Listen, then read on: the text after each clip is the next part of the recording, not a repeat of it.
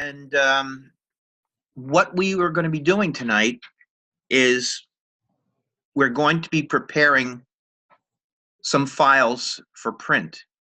And in the process of doing this, we're going to learn about the difference between process color and spot color. Are you at all familiar with process color and spot color? Have you, in any of your other classes, have they talked about process color as opposed to spot color? Have you had any training? Very little. Okay. Well, in reality, it's not that difficult. And I do believe that there will be enough interaction with them in this course that you should walk away pretty much an expert on what you got to do with this. Again, there are two different types of printing environments. There's the spot color printing environment, which we'll talk about, and there's a 4-color process environment. We will be working week 3 on a trifold brochure, which will involve 4-color process printing, and we'll cover all that there. But tonight, what we're going to do is we're going to work on a business card, and we were having an assessment up until this mod where we were working on an exam. But this mod, instead of having that exam, what you will be doing for your assessment is you will be building, along with your business card, an envelope and a letterhead. And I'm going to show you how to prepare your files. There's your choices. You are told, if you read your assignment, that you can use any program. I am going to insist that that not be the case. In fact, I will give you a choice of using Adobe Illustrator, but in all honesty, I think I would prefer you to use Adobe InDesign. And the reason I say that is because as a graphic designer, I happen to know that you will be expected to do layout work such as this in Adobe InDesign. Now, since you're the only one here right now, I can ask you this question. Are you familiar at all with Adobe InDesign? Yes, I am. Okay, so you kind of know what it does? Yeah. Okay, so if you... I've made the trifold on it, and I've also made the business card in Illustrator. Oh, wait a minute, you had this class? Not this class. It was actually through a different school. Oh, and they had you do something similar? Yeah. Oh, okay. Yeah, like whitewater rafting, trifold brochure. Okay. All right. Well, then you should have some idea. Now, I just hope that, well, I don't know. Let's see. You're going to see how I teach this tonight and see whether it coincides with how they taught it. Okay? Okay. The bottom line is this course is color and production. Yes. So the thing that you need to think about here is that we are going to be talking about color, but we are also going to be talking about production. They kind of tie together. And there are other things involved in this as well. You know, when we talk about production, there's the proper use of the applications. Like, for instance, if you're going to make a logo, you don't make a logo in Photoshop and you don't make a logo in InDesign. They're just not the right programs for that. So if you're going to make a logo up, and I think there was some work, someone was talking about this on one of the sites for the school about working on a logo. And when you build a logo, you primarily build a logo in Adobe Illustrator. That's the proper place to do that. So we have a logo, and I guess, have you actually gone in and downloaded that yet? Not yet. Art? Not yet. All right, well, you're going to look at it for the first time tonight because I'm going to open it up, and I'm going to show you what's there for you, and I'm going to explain to you why it won't work the way it is. And I'm going to demonstrate how you should go in and modify it to make it work. Okay. So that's part of what we're going to be covering tonight. The other part, I'm sorry, were you saying something? Sounds fun. Oh, okay. So the other part of what we're going to be covering tonight primarily is what's the proper way to set up documents in Adobe Illustrator? What's the proper way of setting up documents in Adobe InDesign? And then finally, what is the proper way of exporting in InDesign, and what's the proper way of exporting in Illustrator? So those are the things that I'm going to be most paying attention to. As far as laying out a business card, I don't think that it's that difficult that you couldn't figure out those creative aspects on your own. I just want you to know I'm going to be showing you my business card, and I'm going to be fooling around with a version within the class, so you're kind of going to see me do it anyway. But I think the emphasis for me is to try to make you aware of what you need to know to effectively make a multi-page document using Adobe Illustrator, and what are some of the things that you need to do in InDesign to create a multi-page document, the type that we're working with, which is not a these are going to be single individual documents in Adobe InDesign. So those are the things that I'm going to be focusing on, because again, color in production. I also am going to demonstrate what it takes to create a two-color version of the logo. So those are the things that you'll see happen tonight. All right? Okay. Okay, so I'm going to start off by going into Adobe Illustrator. And this is the logo that we're going to be working with. Now, is your screen, are you okay? Can you see everything that I got here? Yep. Okay, good. All right. So let me bring this over a little bit, and let me bring out my swatches panel. So there's my swatches panel. And actually, this is not the file that I want. Let me try one thing. Let me just go to File, Open. Hold on for 1 second. Logo Start. Let's see if this is any different. No, that's not any different. Let me see. Try it again. File, Open. And let's see. Right. See, where would it be? Aqua. Yeah, there we go. I mean, to open this up. I can't actually. Damn. Hold on. No, see, it's not a zip file. The reason that I'm struggling with this is that I'm going to have to show you this another way. I have these colors in here. I'm going to throw these colors away. These are my spot colors, and I'm going to show you how to create those spot colors. But what I really wanted to show you, what I really wanted to show you is this. So I'm going to go to the File menu, and I'm going to go Open. And I'm just going to quickly open up, I'm sorry, File, New. File, New. And I'm just going to throw open a document. That's all. Okay, so if you notice what's happening in the swatches panel, see all these colors? A lot of colors. Right. When you open up a new document in any of these programs, Adobe Illustrator, Adobe InDesign, Adobe Photoshop, the swatches panel generally opens up with a collection of colors, which are nice colors, but in many ways they're kind of meaningless colors. They don't really do anything for us as far as when we are going to be building whatever it is that we're building in here. They're just populating that swatch panel with these colors. So the very first thing that I generally do as a designer, and again, we're talking about design and production here, so I'm giving you some insights into how I would handle a project from start to finish. So this particular thing is just a random document that I opened up. If I opened up a new document that was sized properly, which I'm going to do again, you'll see me do this again. But I'm just, for this purpose, I've just opened up this document. So I got all these swatches in here, and I really don't want them. So what I'm going to do is I'm going to come to this little menu over here, and I'm going to click on it. And then I'm going to come down, and you see where it says Select All Unused? Yes. Yeah. Kristen is here. Hi, Kristen. How are you? Kristen? Hello?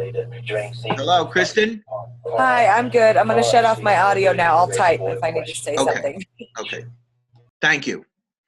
Now, Kristen, if you need to ask a question or anything, just put your audio on quickly and ask the question. Again, I just want to try to keep this as clean as possible because it's being recorded, okay? So back to this. So what I'm going to do is I'm going to drop down the menu here, and I'm going to look for Select All Unused. And I want you to take a look at the swatches panel when I click on Select All Unused. Do you see how they all highlight? Yeah. Okay, so all of those colors are not currently being used. So I'm going to hit the garbage can because I'm going to delete all those swatches. And I get this warning telling me, do I want to delete all these? And yes, I do. So I'm going to click yes. and they're all gone except for this little one, which I don't know, it didn't select. So I click it and I hit delete, and it's gone as well. What that leaves me with essentially is none, registration, white and black. Okay. And Carla, how are you tonight? I'm good, thank you. How are you? Very good. So you'll have to watch the beginning of the recording to pick up where we are. Okay. We haven't done that much yet. So you understand what I'm doing essentially, folks, is I'm trying to clean out my swatches panel because I am going to create colors, and I want just the colors in my swatches panel that I'm going to create, because this is in effect a professional job. And when you're working in any program like this, what you're really looking to do is you're really looking to use nothing but what you're going to be using. All this other stuff you want gone as much as possible. So that's why the first thing that I always do when I open up a document in any of these programs is get rid of the colors, so that I can then go in and either go to Cooler and bring colors in, or I can go in and create my own colors, however I go about doing it. You get the idea generally? Mm-hmm. All right. Yes. All right, so I'm going to close this untitled document, and I'm not going to save it. And now I'm back to the Aqua Excursions logo. So you see now I have my none, my registration, my white, and my black. So now you understand why that's like that, and you understand that this is my logo. And what I'm going to do with this is I'm going to actually create colors that I can use here. This color, these colors here, are not the colors that I want. And I'm going to show you something. I'm going to click on this, and then I'm going to come over here, and I'm going to add that new swatch. And I want What you does the registration mean in the swatches panel? registration is a color that you use for registration marks and crop marks. It's a black, but it is a registration version of the black color. And it's just left in there. It's one of the colors. These four colors generally don't go away. I mean, I theoretically could get rid of the white and black, but I wouldn't do that because, but the none means none. Registration is a form of black. Okay. Okay. This is what I wanted to show you though. Okay. I'm about to create a new swatch, and the swatch is based on my selection on the screen. So what do I got? I got this Adobe, or this Aqua part of the logo selected. And the first thing you notice about this is the swatch name is going to be RGB. So it's going to bring this in as RGB color. Now it's also talking about process color, okay? And what I'm looking for is spot, but I don't really want to use this way. I'm just trying to show you that when I hit OK, that color goes in there. And watch when I roll over it. You see what it is? It's an RGB color. Yeah. So you know the difference between RGB and CMYK? Yeah. Okay. So if you were to read the assignment, which I don't know whether you guys did or not, but eventually you will read the assignment, you'll see that the assignment calls for us to create a business card, 3 spot colors. So that means a spot color, just the short answer, or the short thing that a spot color is essentially, it's a single color that's printed by using its own plate. And Pantone is one of the largest manufacturers of these inks, these colors. So we're going to probably be using one form of Pantone color to create our spot color. So if you're going to print a business card, how that's going to work is you're going to choose 2 colors and maybe black for your 3-color card. And we're going to set up our artwork that way. So if you take a look right off the bat, we have RGB. That color is absolutely no good whatsoever. Now, aside from that, if you take a look at Aqua Excursions, the colors that are here, in my opinion, they don't suggest any kind of aqua anything. I don't really think that that looks aqua at all. So, you know, my problem with this whole thing is that we kind of are in a situation where we have this logo that really is kind of a deadbeat. And what we want to do is 2 things. We want to create 2 spot colors. That's the first thing. And since we're creating spot colors, we should think about this logo, and obviously there's the use of one color, and so is that, and there's the use of the second color. To me, it makes perfect sense that we go with colors that will work with the Aqua Excursions theme. You see what I'm saying? Yes. Okay, so what I want you to do is when you open this logo up, I want you to do two things. I want you to open up the Pantone menu, which I'm going to show you how to do in a minute. And I want you to go in and you pick two nice blue colors. I don't want to have to tell you what colors to choose. I mean, there's a certain amount of this creativity I want to leave to you, okay? But from a technical standpoint, I want to show you the proper way to get the colors that you're going to need to make this job work correctly. I mean, if I were to just leave this color, and if I were to come in here, click on that, and come like this, and go new swatch, and then hit OK, I have two colors in there, plus black. There's my three colors. The problem is those two colors are not Pantone colors. And if we use this logo with those colors, it wouldn't really be correct. So the first thing that we want to do in understanding this is to figure out, well, okay, so we need to generate two Pantone colors. Well, how do we do that? See, that's the whole point of this. We're going to figure out how we go about getting Pantone colors specifically.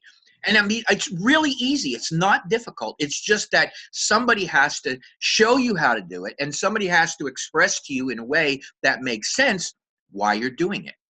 Okay? So do you guys have any questions so far about what we're talking about?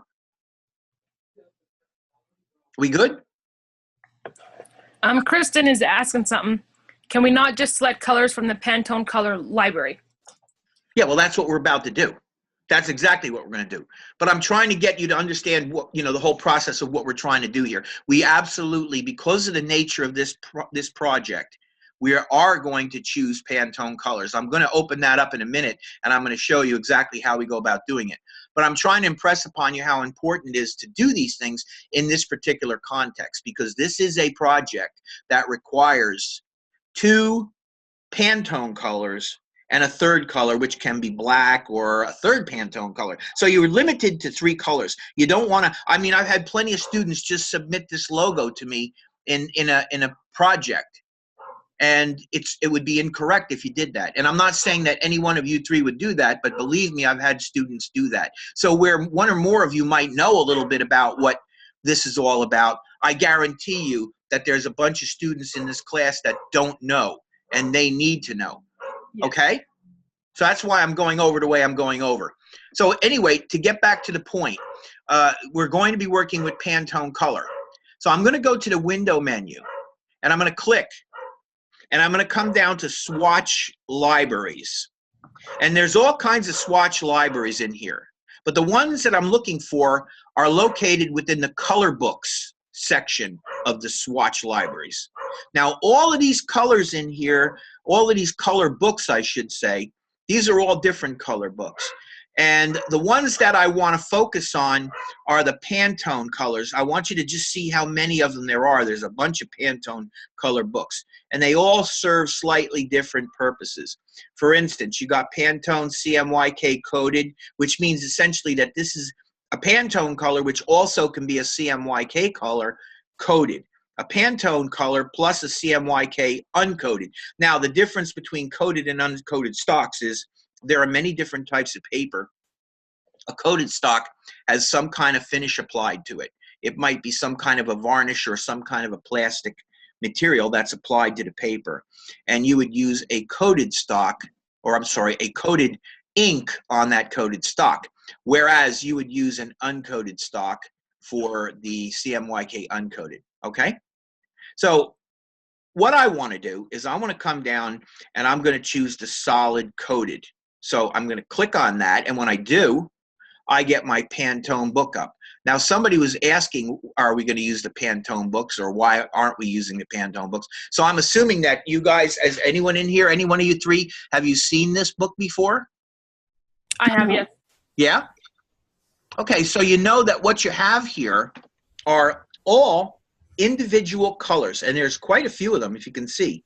These are all individual colors. They're pre-mixed, and pretty much any printer can get this color, and it will be the same. So if you had somebody print a part of this and somebody print another part of this project, theoretically, they should all end up being the same because they would use the same inks.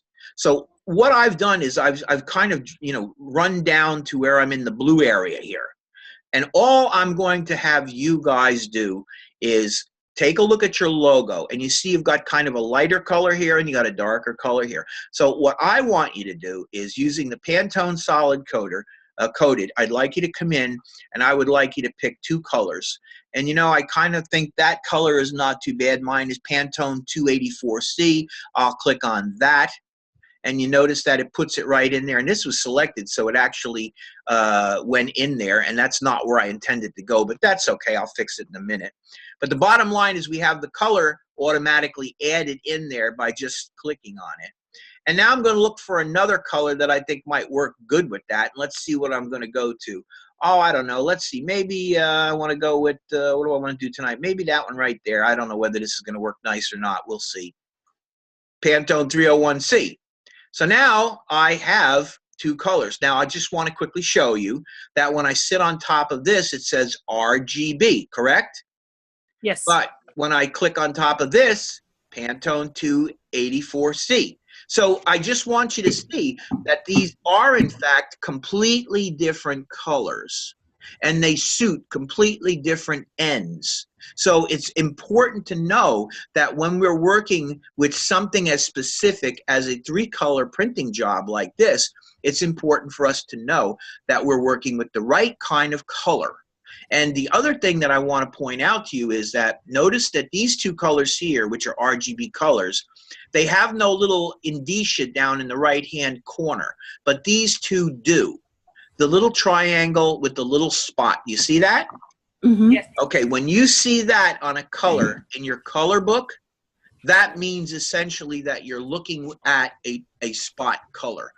Will it be a Pantone color? Yeah, unless you go in and you find one of those other color books and you're using another color book.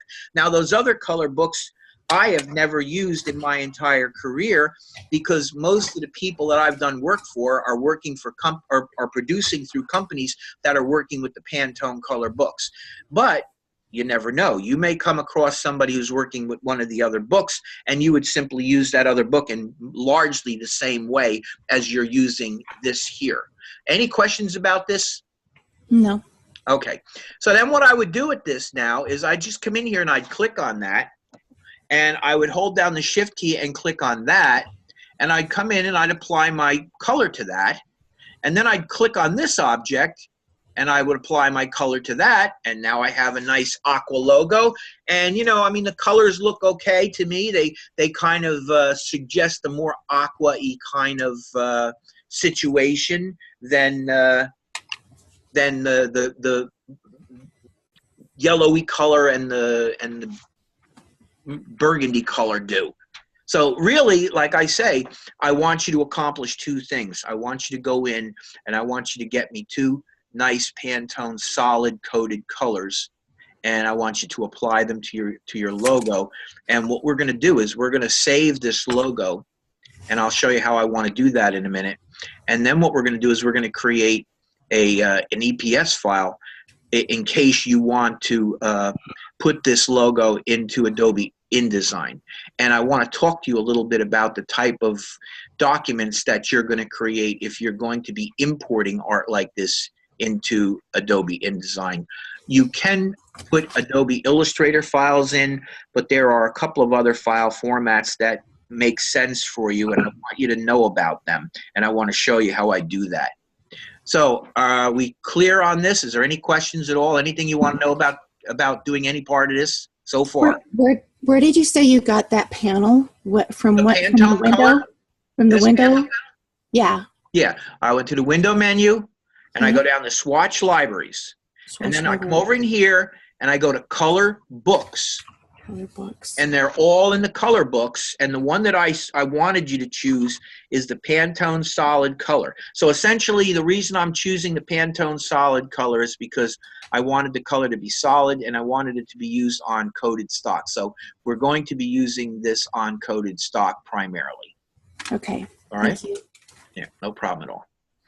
All right. So that's that. That's that part of this whole thing. So I closed that book. I'm also going to come in here. I'm going to click on that color, hold down the Shift key, and click on that color and delete those colors. Because, again, I don't want that kind of stuff in there. In the end, when I create art like this, I want the art to be appropriate for what it is that I'm doing. And I'm creating a 2-color logo. Now these colors I just made up, okay? There was no testing involved in it. There was no use of branding colors or anything. It's just I chose 2 nice blue colors. That's what I want you to do in this particular exercise. It will actually be part of the creative process that you'll go in when you design things. So ultimately, this is part of it. So now I have this logo. And Kristen has a question. Go right ahead. In the chat Kristen, window. wait a second. Whoa. Kristen, is it because Kristen's background, she's got noise in the background that she's asking through you? Because she can ask me herself if she can get her room quiet. Is that? Yeah, it's just on the group chat thing. Oh, okay. So go ahead and ask. Is this Carla or Jennifer? Jennifer. Okay, go ahead, Jennifer. She says only 3 colors are allowed. Does that mean that we cannot, for example, use a black background with a 2-color logo and white text? No, you can use that. As long as it's no more than 3 colors, you can go ahead with that. I would caution you, though, that might be a little dramatic for what you're doing. However, I am not going to stifle your creativity. You try whatever you want to try. Here's the second part of this, just so that you know. When I grade you, I critique you. The critique is not meant to be mean. And if I deduct points, I generally will say to you, fix it, do this, do that, do the other thing, and I will give you the points back. So in other words, it's essentially a way of saying, and this is something you have to understand, when you're working in a creative environment, you're not going to be in a box and doing this by yourself. You're going to have people that are your bosses telling you what to do. And you're going to be getting paid. So when they tell you to do things, like it or not, you have to learn to do these things. Or you at least have to deal with the things and try to come to a way of dealing with them, even if it means going back to them and saying, look, I've given this a lot of thought. My solution's better for this, that, and the other reason. And if you can sell it to them, fine. But the point that I'm trying to make here is that you are working for somebody, and these people are not usually stupid. I'm not saying everybody's universally brilliant, but there are some people, but most of these people got some pretty good ideas of what they want to accomplish or need to accomplish. So they generally don't just throw ringers at you for no reason. So a lot of times it really pays to listen carefully to what people tell you. The other thing too is I'm your instructor and I'm trying to make you do things a little bit better, or I see things that are maybe missing. So I generally will deduct points. And then if you correct the thing that I've, criticized you for, I will generally give you the points back. See what I'm saying? Mm-hmm. Okay, so does that make sense to you that I do that? Uh-huh. Yes. Okay, so And I then just Kristen want... says one more thing. Go ahead. She says, I'm still a little confused, though. I'm very sorry, class, but if I use a black background with 2 colors for the logo and a white text, is that not essentially 4 colors? No, because white color is actually the color of the paper. White color is paper. We're assuming that the paper is going to be white. So when you have white text, it isn't essentially text. It's a knockout to the paper. You're looking at paper. Does that make sense to you, Jennifer or Kristen? Okay. Is that okay? So she would be talking about doing 2 colors, right? And black. That's 3 colors. The black would be a heavy coating of black. And then whereas white, you would just see paper. It would be a knockout. That's what we're talking about. So it isn't really 4 colors at all. It's 3 colors. Okay? Okay. All right. All right. So the next thing that we're going to do here is we're going to clean up this logo a little bit. The first thing that you're going to notice is that I got all this white area out here. See all this white area? Mm-hmm. Okay. Yes. All right, well, we don't want that. There's absolutely no reason for us to have all that white space out there. So what I would do with this logo, and I believe when you get your logo, you're going to have this same kind of situation. What I would do is I would get rid of all that white space and I would tighten the box up around the logo so that it's a nice, tight little package, so to speak. Now, bear in mind something. You're seeing white in this background here. But in reality, that white isn't going to be there. In the end, and the only way it's going to be there is if you turn this into a JPEG, which you're not going to turn it into. You're going to turn it into an EPS file. And by turning it, or a PDF, if you turn this into a PDF or an EPS file, you can have a transparent background. And if you have a transparent background, then you can bring this logo in and you can place it over other color. So that's the thing. And you don't need all this space.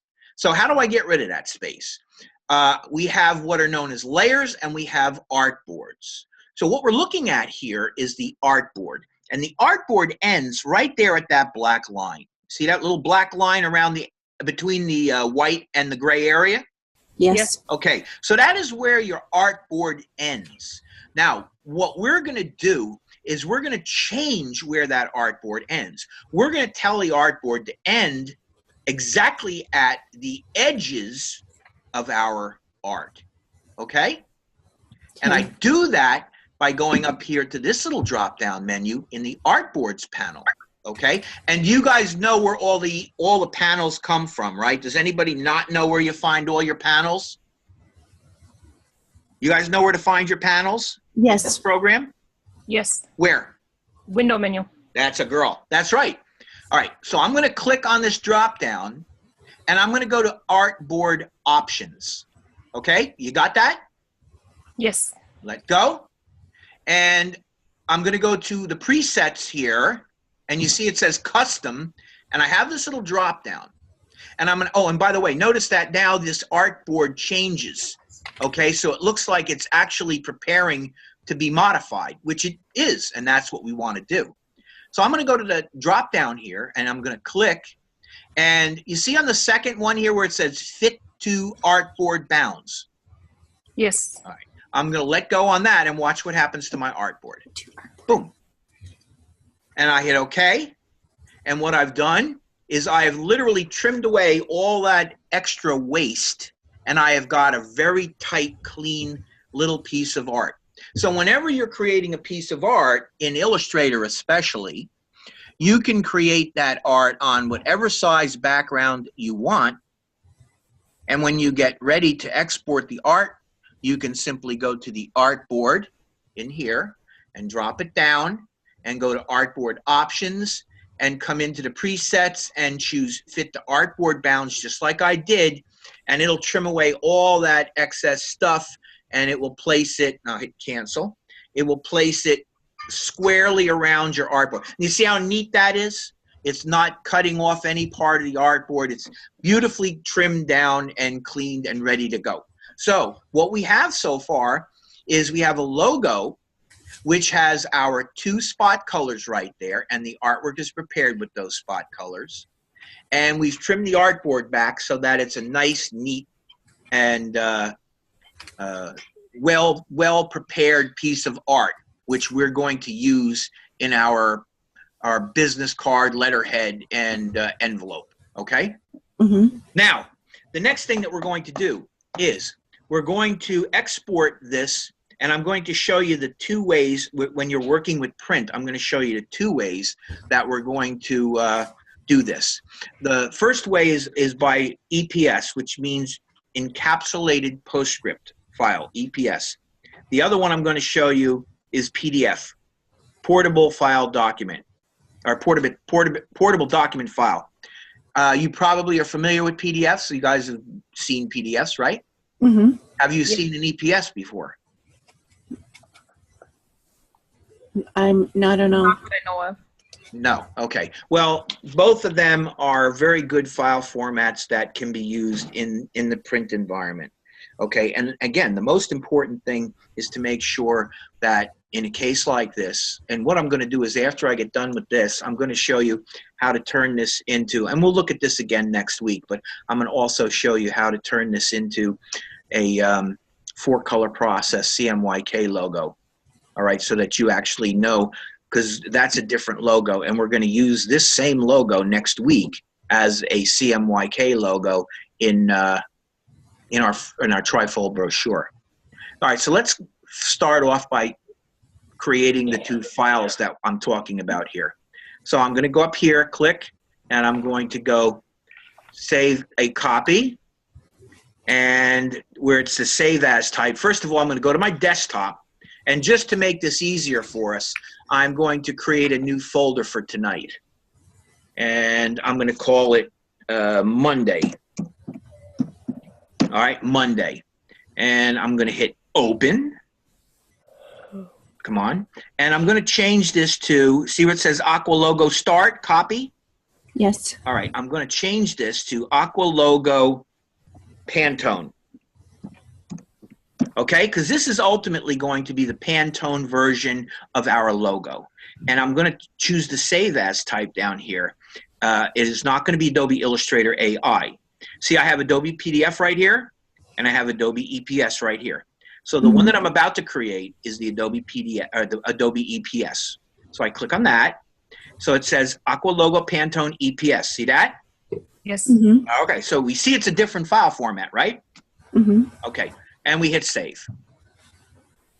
And we get our EPS options dialog box.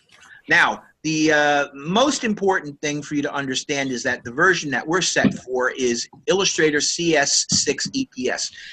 We can change the Illustrator version in here. The only reason that we would change the Illustrator version is because somebody that we're sending this to may not have CS6. Believe it or not, now this is hard to imagine, but believe it or not, there are people out there who aren't in CS6.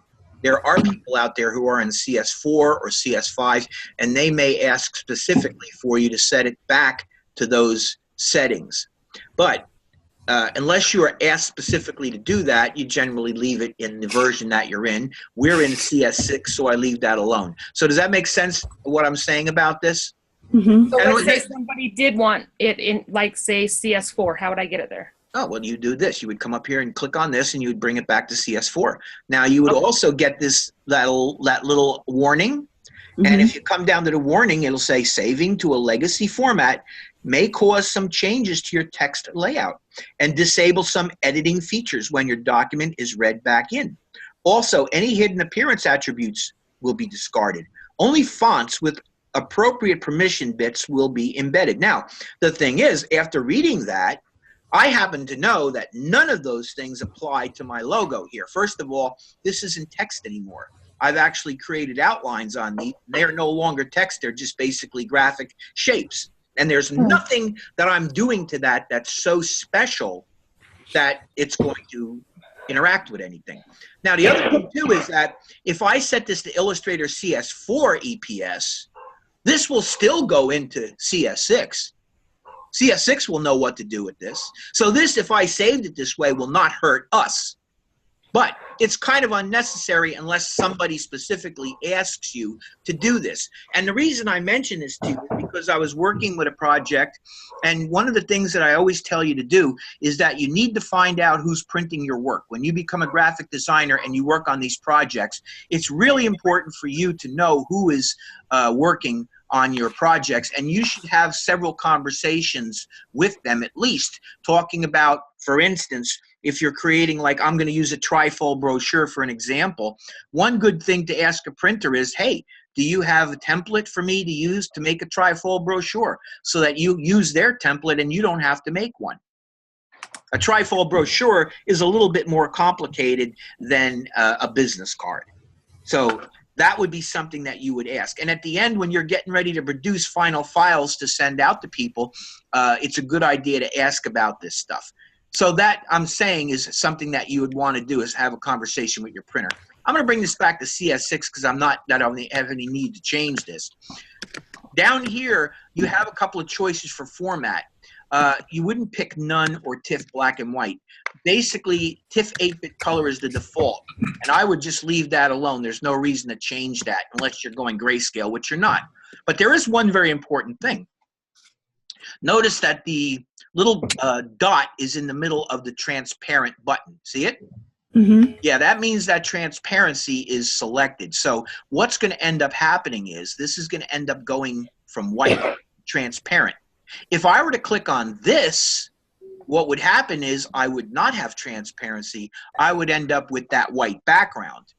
And that is definitely not what I'm looking for. And you shouldn't be either. Not in this case. Okay? So notice that it's already selected by default. But I'm pointing this out to you because when you actually go to export this as an EPS, you should just verify that this is saying CS6 and that this is saying TIFF 8-bit and transparent. Okay? Now, the rest of this stuff down here, you can kind of ignore, except this thing here. it says font, embed fonts for other applications. Now, if you had live fonts in there, then you would leave that checked. But I just told you a minute ago, right, that this is no longer text. Remember? Right. Mm-hmm. So there's no text in my art. I can click that off. And I no longer have to worry about that. So really the only thing that you want to concern yourself with is the version. In our case, it'll be CS6. And of course that you're going to be getting a transparent background to your image. Any questions? Yes, Kristen had one. Go ahead. She says, if they have a template, what is the point of hiring a graphic designer? Is it lack of software? No, because a template is just a page layout. The rest of the thing is the designer's job to produce. Just a template is, I'll show you. I mean, we're going to create a template for our business card and our letterhead. It's just a blank piece of paper, the correct shape with the folds correctly indicated. There's no design work to it other than to make sure that your page is laid out properly. That's all that means. Does that make sense to you? And designs it. What? Then the graphic designer goes in and designs the color and shapes and stuff for it. Oh, absolutely. Yeah. The only thing that a template does is it guarantees you that you're going to be creating the panels. And we're talking about now a trifold brochure, which folds a very specific way. If the printer, who's an expert at this and does this all the time, has a ready-made template, then you're using his template. You can't screw up. Because you're using his template, unless, of course, you just don't know what you're doing, and then you can screw anything up. But you see what I'm saying? If you're using his template, then his template is laid out properly, and then you can put your elements in the proper place, and it will fold. It'll work beautifully. Okay. So that's why I would ask him for a template. Yes, go ahead. Was there another question? Yep. She says, what is the definition per our software of embedded files? Embedded files is when you actually, they become part of the document that you're working with. So if we go to the links, let me finish this up. Let me hit OK. Okay. So now if we had images in here, which we don't, we can go to the window menu and we can go to the links panel. Are you guys familiar with the links panel? Mm-hmm. Okay. The person asking that question, are you familiar with the links panel? Are they responding? She said, oh, yes. Okay. Well, then here's the deal. Whenever you're working with images that you're bringing in, and this is probably not your best example, but let's say, for instance, you're in Adobe InDesign. When you bring a photograph or an EPS file into Adobe InDesign, it doesn't automatically embed that image. It links to that image. And that's why you have that process called packaging, which we'll talk about at another time.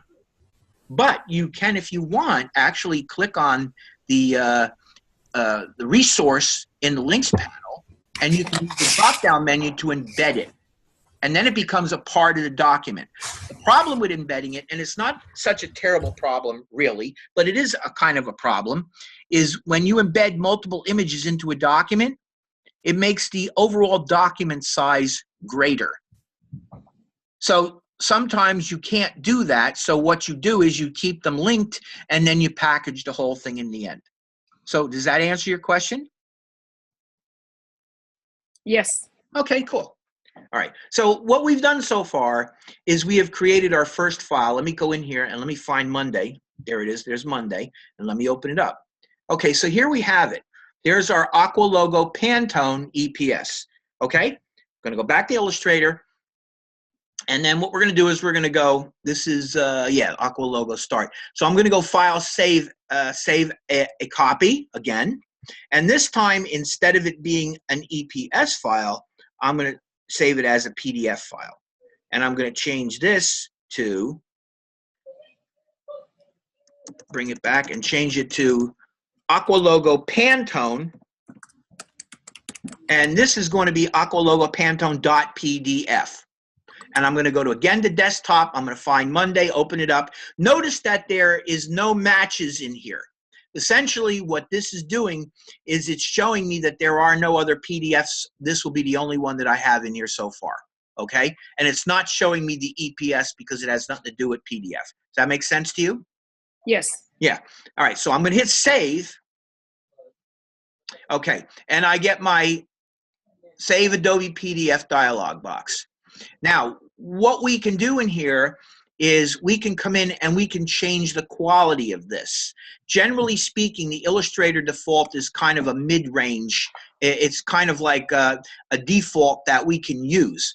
We can also go to press quality. So let me show you quickly. All right. Illustrator default. These are the default settings when saving an Illustrator file as an Adobe PDF document. Use these settings when you plan on editing the file again in Illustrator, or when you need to place it in a layout application such as InDesign, or when the final use of this file is unknown. So essentially, this is a pretty good file format. But let me show you another one real quickly. Let's go to smallest file size. Use these settings to create Adobe PDF documents best suited for on-screen display, email, and the internet. Create PDF documents can be opened with Adobe Acrobat, Reader 6.0 or later. So essentially what this does is this creates a file of lesser quality. This would not be the file that you would be using. This would be for something that you are going to put online and somebody's going to download and look at on their computer and not necessarily print out. Does that make sense? Yes. All right. So the other setting, there's one other setting I'll look at in here, and that's press quality. Use these settings to create Adobe PDF documents best suited for high quality pre-press printing. Create PDF documents can be opened with Adobe Reader and so on. So this particular setting is what we consider to be the highest quality of the printing types. And I would say in this particular case, I would go with this because, again, we want this to be as high quality as possible. However, the default setting would also be okay. So either this or the default setting I would use. I'm just going to choose press quality, okay? And I gave you a kind of a rationale for why I'm doing it. Now, there's one other thing that's kind of important down here. Okay, I am your instructor, and when you send stuff to me, if you remove preserve Illustrator editing capabilities, if I deselect that, then let me explain to you what happens. You basically turn this into more or less a bitmap, and I'm not going to really be able to open that file up and look at it as a vector. So if I wanted to take a look at that as a vector, I really can't because you've made it so that I really can't edit it. And it's not that I'm going to try to edit it really, but I'm just going to go in and inspect it. And you've made it impossible for me to do that. So that's really what that means. And the reason I'm even telling you this is because there might be times when you just want to submit something to somebody and you don't want them to have the capability of messing with it. But in our particular case, I would ask you to keep that, preserve Illustrator editing capabilities. This way, if I want to look at something, I can do that. So does that make sense why I mentioned that to you at all? Yes. Right. Okay. And then Kristen is asking, if saving as a PDF, does it save space on our Macs or PCs? If saving as a PDF, does it what? Does it save space on the Mac or PCs? I don't know what she means. Does it save space? I'm not sure I understand that question at all. Does it take less space on your Mac or PC? Less memory. Well, let's put it this way. Each one of these file formats has a particular size. And that's saving it as a smaller file size. Well, I mean, if you needed this thing to be a smaller file size, then what you would do is you would go in and you would choose one of these other settings, because I see there's the smallest file size. High quality print is probably around the size that you would use if you were going to be doing some high-speed color copy work. Are you guys familiar with color copiers, high-speed color copiers? Mm-hmm. Yes. Yeah. So high-speed or high-quality print would be what you would use for that. That would make a smaller file. I think what she's meaning to say is if you save it as a smallest file size, it'll be a smaller file on your computer. It will be a smaller file. By choosing these different settings, you will get different size files. But remember that you're saving these things not really for that reason, but because you need quality. Okay? For instance, if you're going to go to the smallest file size, it's because maybe what you're going to do is you're going to put this into a website and make it so people can just download this and look at it on their computer or on their Kindle. If you go to high quality print, then maybe the person is going to want to print that out of a high speed color copier, and you only need that level of pixel quality. But if you're going to go to press, you want to go at press quality because that gives you the highest resolution, the best look. And it, yes, will give you a slightly larger file. Okay? Which the more files you have on your computer, the more it uses your memory. Right, but the ultimate, yes, that is absolutely true. But what you do ultimately is you don't just keep everything on your computer. Eventually what you would be doing is you would getting some sort of a external drive, and you would save all this stuff at a certain strategic time to that external drive, and that would free up some of your space. Yeah.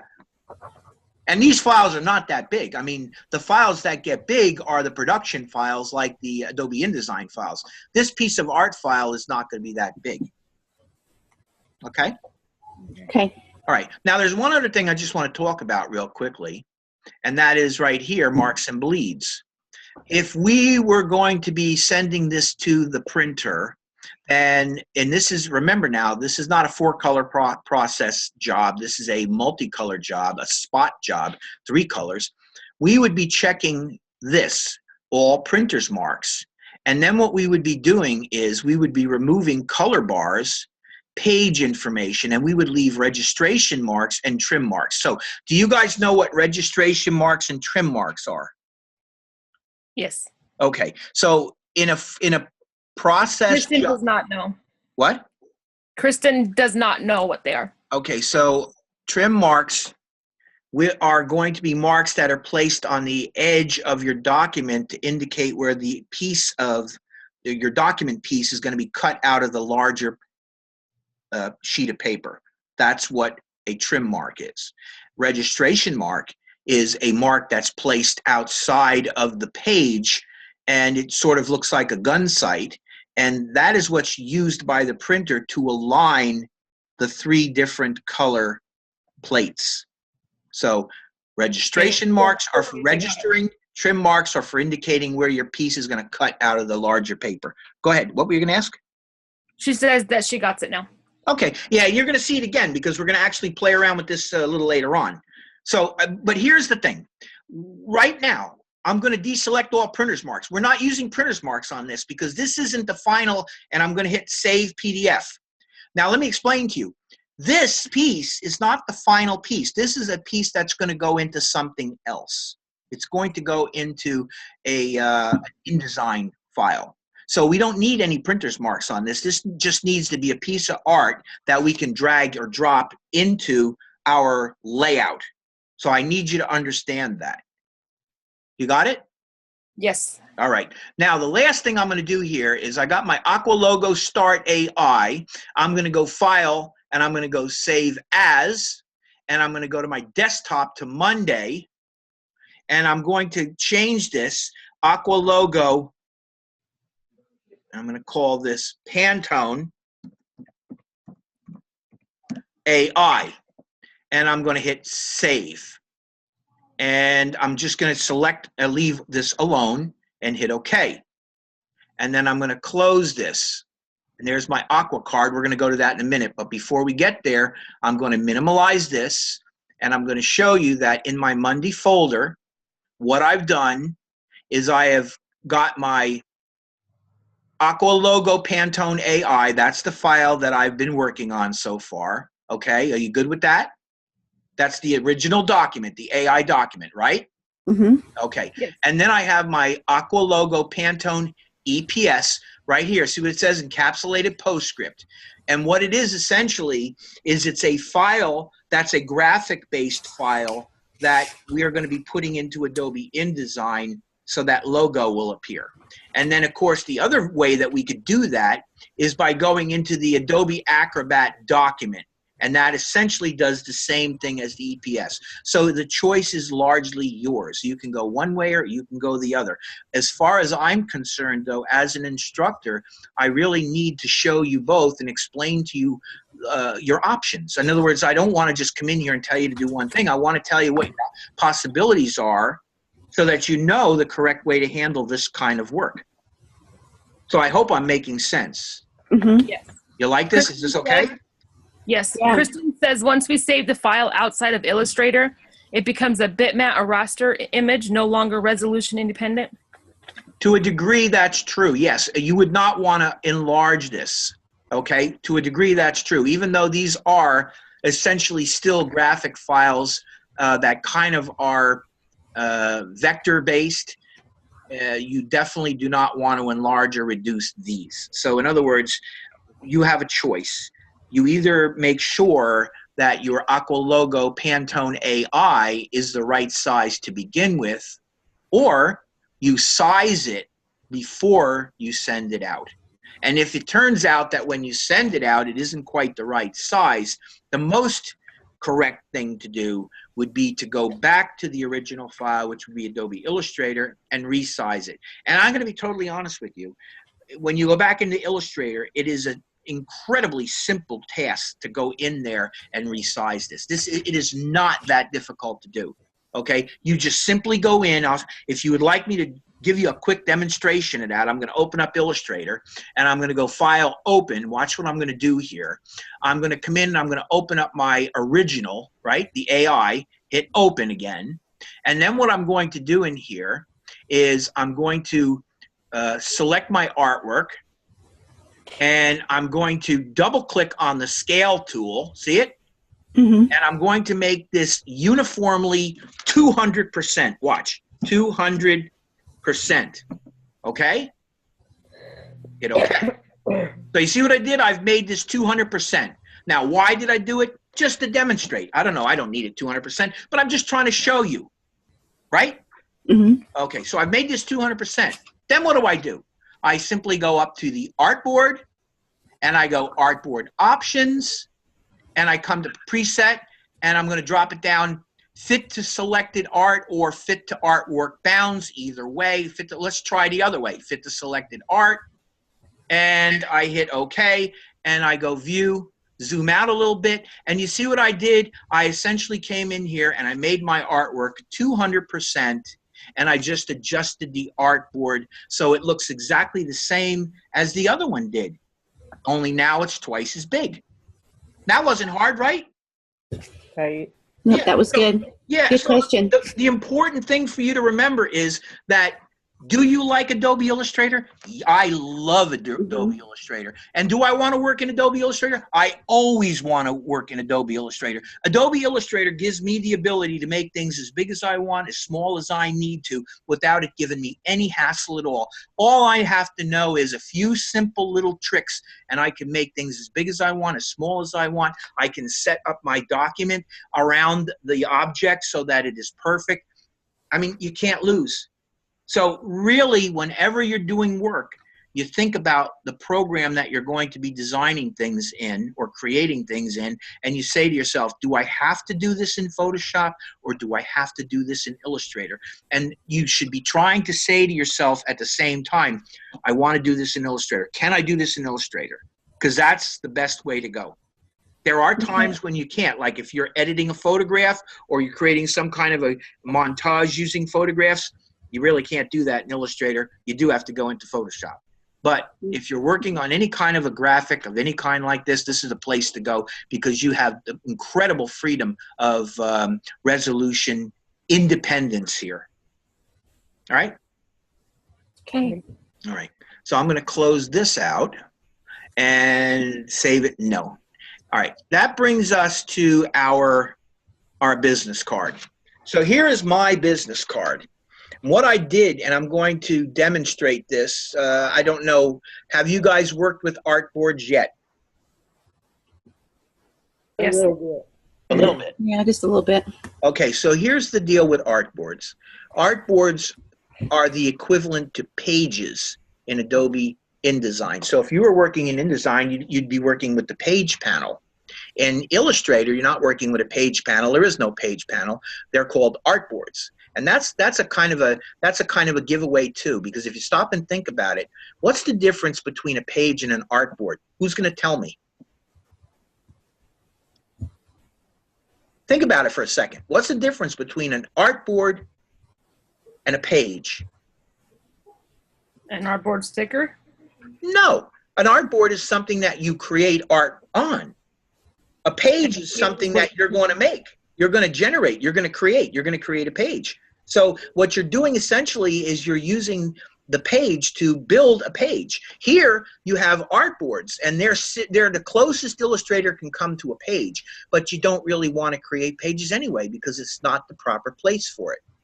What you really want to do is you want to create your pages in Adobe InDesign. Now, I will allow you to do your project in Adobe Illustrator. I would kind of prefer that you do it in InDesign. But in order for you to do it in InDesign, you know you're going to have to save this correctly as a PDF and send it to me, which I'm going to show you how to do. And you'll ultimately do the same thing in Illustrator. So I guess the first thing that I want to do here, I don't think you'll have any problem doing any of this. This is just basically setting up some type. You import your logo. And what I did was I just basically placed my file. And let me show you how I did that. I'm going to go File, Place, and I'm going to go into Monday. And I can choose either the Aqua Logo Pantone AI, because I'm in Illustrator, don't forget. Or I could go Aqua Logo Pantone EPS or Aqua Logo Pantone PDF. So I just, for the heck of it, I'm going to click on Aqua Logo Pantone AI because I'm in Illustrator. And I'm going to hit Place. And I'm just going to crop to Art. And I'm going to hit OK. And there it is. There's my logo. That's how big my logo is. Okay? Mm-hmm. So this logo here is a little bit smaller, but I can scale this because this is an Illustrator file. Okay? If I double click on this, let's see, I can actually scale this thing. Linked files. This is linked, so well, actually, you know what? It's not letting me actually get at this. So I probably could reduce or enlarge this thing, but I might be running into problems if I do. If I drag it down a little bit smaller, yeah, I think it's actually distorting this a little bit. So I'd be cautious about this. But there you go. There's your Illustrator artwork that's been brought into here. Okay? Okay. And I'm going to delete this thing. Let me go back and let me delete this thing. Delete it.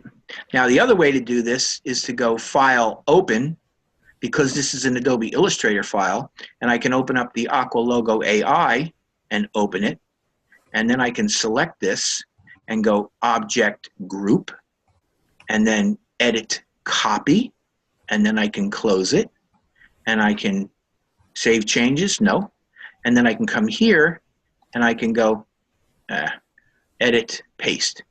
There, and see what I did here? I've actually pasted the real artwork in. You see how that's got the outlines, the anchor points, and line segments?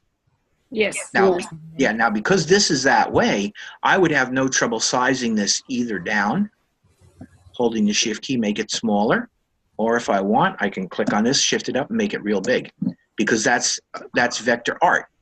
So in this particular case, that's more or less how I put that in there. The rest of this stuff is me just using my colors and building my colors around my my two colors that I chose.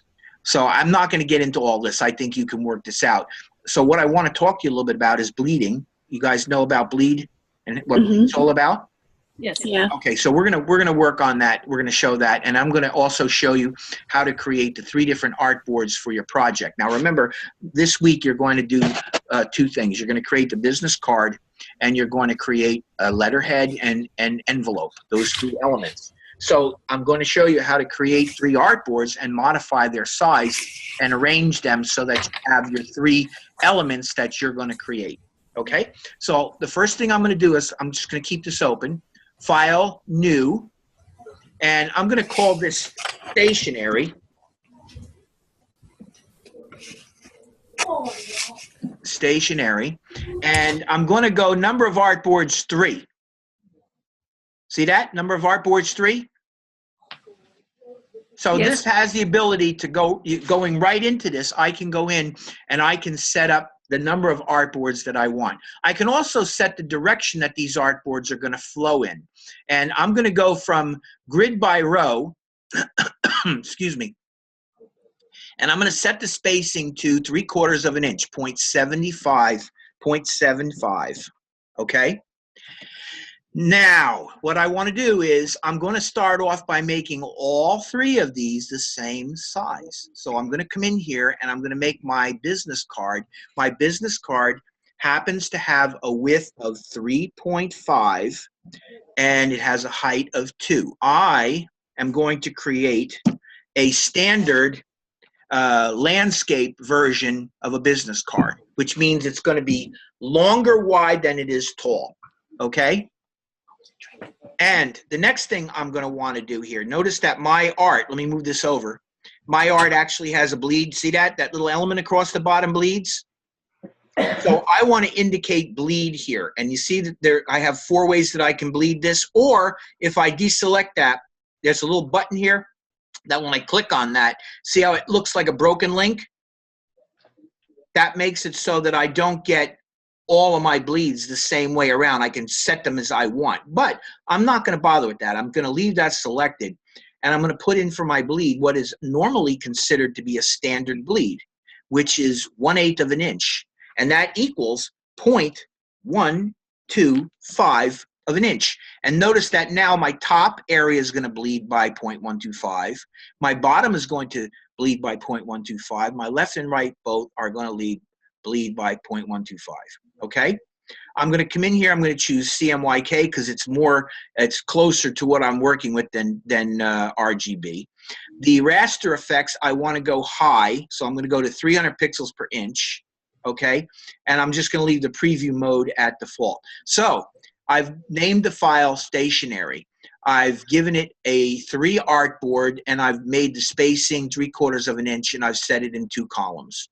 The size is 3.5 inches and 2 high, and I've given it bleed, CMYK high raster effects. Okay? Any questions about any of this before I proceed? Okay. Hit okay? And look at that. See what I got? I got 3 cards. Now, I don't want 3 cards. What I want is I want a card, an envelope, and a letter. So what I'm going to do is I'm going to do 2 things. I'm going to start off by renaming my artboards. The first artboard, I'm going to call it card. Okay? And notice I'm working in my artboard panel, and I'm going to double click on this, and I'm going to call this envelope. Did he say my name at all? And then the last one, I'm going to call that letter. Okay, so now I have 3. I got my card. If I double click on this and I go to the view menu and I'm going to fit all in window, there is my 3 elements. So I'm going to leave the card. The card is the correct size. So what I'm going to do is I'm going to choose the envelope artboard. And I'm going to come up here and I'm going to click on this and I'm going to go to artboard options. And because this is an envelope, I happen to know that the standard number 10 envelope, you guys know what a number 10 envelope is? Yes. Okay, so a standard number 10 envelope is has a width of 9.5. So I'm going to change this from 3.5 to 9.5, and it has a height of 4.25. So I'm going to change that to 4.25. That's 4.25. All right? And I'm going to leave the rest of this basically set the way it is, and I'm going to hit OK. Would it make a difference if the envelope had a window or not? No, it wouldn't have. Well, it would only if the size of the envelope was not the number 10 size. Having a window doesn't really impact the overall size. What impacts the overall size is the size of the envelope. We're talking about a number 10 in this particular case, so I'm going by the size of a number 10. And actually, yeah, I actually made a mistake on this. The envelope, let me go back in here again, double click this, and open this up again, artboard options. Yeah, my mistake is it is not 4.25, it's 4 1/8. So that would be 4.125. And then I'm going to hit OK. And that made it a little bit narrower. Okay? Okay. So the key to this whole thing is, what is the actual size of the card? You're going to put that in. What is the actual size of the envelope you're using? You're going to put that in. The letter, generally the letter's always the same. So I'm going to go again to artboard options, and that's 8.5 by 11. So we're going to go here 8.5, and then the height will be 11. And then I'm going to hit OK. And now watch when I go zoom out. And I'm going to go zoom out again. Zoom out. Okay. Now what's you got going on here is you've got all these things overlapping. So I'm going to try to fix that. I'm going to come up here and I'm going to go rearrange artboards. And I'm going to just go this direction here, columns of 2. And I'm going to set this up so that it is 1 inch. And I'm going to hit OK. And everything worked out okay, except for the first artboard, the card artboard. And what I can do to fix that is I come over to my tools, and you see this little artboard tool over here? Mm-hmm. Yeah. Okay. By clicking on the artboard tool, I'm on my card artboard, correct? Click on the artboard tool. I can then come in here, and I can click, hold, and drag that artboard all the way over to here. And look at that. See? That's pretty nifty. Nifty, huh? And now all I got to do is go Very cool. file, save, and it's going to go in Monday, and it's going to be stationary.ai, and hit save, and hit OK. Now, here's the thing. This is what I want you to take a look at. Now, I'm going to get the regular selection tool. Now, this is the important thing for you to understand. I have the red line here. Do you see the red line there? Yes. On all 3 of my elements? Yes. Okay. The reason that red line is there is because I've indicated bleed on all 3 of these. Now, I may not use the bleed on, I may only use the bleed on my card, but having the bleed there isn't going to hurt anything. It just will kind of be ignored, but we will use it on the card. And if you go back and look at my card, you'll see what I'm talking about. That blue color bleeds. See it? It bleeds off the sides and it bleeds off the bottoms. Yeah. So there's my stationery, okay? And what you're going to ultimately do is you're going to come in here. I'm going to grab this whole thing, and I'm going to go copy, edit, copy. I don't want that part. I just want this. That's what I want. There we go. I don't want that. Yeah. It's grabbing every, you know why? Because it's group. There you go. Okay, so I just grabbed the stuff that's on the page, and I'm going to go edit, copy, and then I'm going to come to my stationery, and I'm going to click on the card layer, and I'm going to go edit, paste in place, and check it out. Go view, zoom out, and see what I did? I essentially pasted this in position. Let me go view, fit all in window. You see what I'm talking about. There you go. There's my card. So I've now built my card. What is left for you to do? What's left for you to do is to come up here and develop your letterhead and your envelope. This is your assessment. This will be your card. Now, remember, the important thing about this is that you're going to be using PMS color, Pantone color. Okay? Mm-hmm. So any questions about any of this so far? No. No. All right, so I'm not going to bother putting this together. I think you've seen generally how you do it. You're just going to select text, and you're going to do a nice layout. You can copy my layout, or you can do whatever layout you want. Come up with something really nice. You're going to use your Aqua logo and your address information, and you're going to use it on your envelope, and you're going to also use it in some way on your letterhead. Remember that you do not want this to be huge. This is probably bigger on your card than it's going to appear on your envelope and your letterhead. These will probably be smaller elements on them. And you won't have, for instance, the name, CEO, and all that. You'll probably have this kind of information in the logo on your envelope. And on the envelope, you probably won't even have the phone number and the email address. You might just have an address. See what I'm saying? In other words, you really just have the logo and the address on the envelope. On here, you could have everything, but you just don't put the person's name on it. It's more generic. That makes sense, right? Yes. Right. And by the way, this is something I want to show you too. This is really cool. So I'm going to drag the swatches back over here. And what do you see, guys? Tell me. Come on. What do you see there? All the unneeded colors. Yeah. So what's the deal? Why did that happen? Because you opened in some new artboards. Right. And what happens when I open a new artboard? They all come back. That's right. So what do I want to do? Delete them. All right. So I come up here. Oh, by the way, also notice this. What do you see there? Use colors now. Why? Because Why are they there?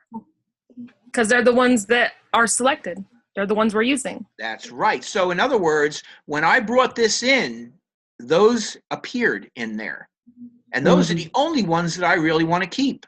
So what I'm going to select the unused, we'll keep them.